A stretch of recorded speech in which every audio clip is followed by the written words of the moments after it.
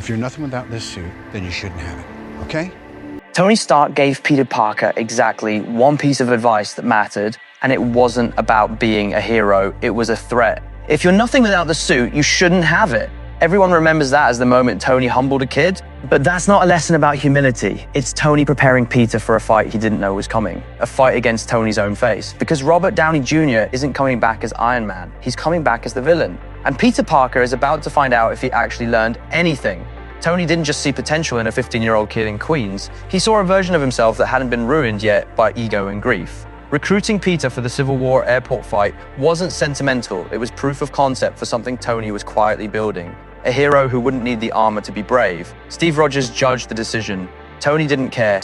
Tony built his whole identity around a suit of armor. He knew exactly how dangerous that dependency was because he lived it. Taking Peter's suit away wasn't punishment. It was Tony making sure Peter didn't repeat his mistake. And when Peter stops the Vulture with nothing but his own two hands, that's the first proof. The plan works. Fast forward past the Avenger promotion, everyone already knows, straight to the snap. Tony's grief in the 5-year gap wasn't only about losing a kid. It was about losing the only proof his theory ever worked.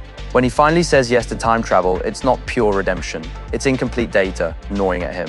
Endgame brings Peter back, but it kills the one person who could have told Tony for certain that he'd been right. No Way Home isn't just tragedy, it's the test Tony never got to give in person, every safety net he built into Peter's life. May, Ned, MJ, the tech, the name, disappears in a single spell. Now, Doctor Doom is wearing Tony's face. This isn't a rematch, it's an audit. If Peter still needs Tony, even the memory of him, to know right from wrong, he fails the real test.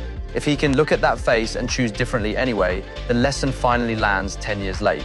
If you're nothing without the suit, you shouldn't have it. This time it's not about a suit, it's about a face. Can Peter be something without Tony Stark, even when Tony is standing right in front of him? Tony spent his whole life building things to prove he mattered. The armor, the company, the Avengers. The only thing that actually worked was a kid from Queens who didn't need any of it. Secret Wars was never going to be about whether Peter can beat Doctor Doom. It's about whether he can finally stop needing Tony Stark's approval to know he's already the hero.